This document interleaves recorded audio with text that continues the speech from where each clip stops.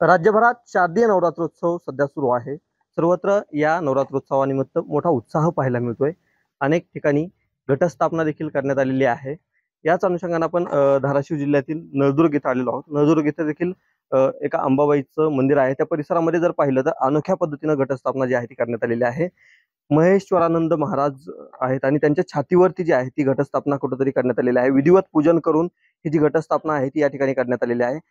पूर्ण नवरात्रीचे 9 दिवस अशीच हे घट जे आहेत ते महाराजांच्या छातीवरती कुठेतरी असणार आहेत.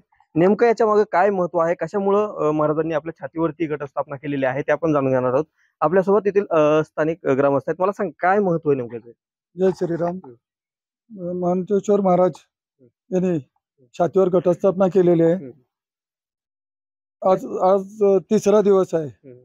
कुठला अन्न न खाता, पाणी न घेता कुठलंच इथं येऊन बघा. इतर 24 तास सगळे नळदुर्ग पूर्ण शहर मधले हिंदू, तमाम हिंदू आहेत तिथं. काय शेवटीला शिलंगण दिवशी याने हे घट हे करणार, अनुष्ठान करणार. काय काय नेमकं महत्व आहे? हे जे आहे ना अनुष्ठान करत आहेत. या अनुष्ठान मध्ये ना अन्न घेतात ना पाणी घेतात. आणि हा अनुष्ठान हे आमच्या नळदुर्ग वाशांसाठी आहे की नळदुर्ग वाशाचं प्रत्येक व्यक्ती सुखी व समाधान राहणार यासाठी अनुदान करत आहेत. नक्कीच जे नळदुर्ग येथील जे काही सर्व ग्रामस्थ असतील ते सुखी समाधानी राहूत यासाठी महाराजांचं जे हे अनुष्ठान असल्याचं गावकरी सांगतात.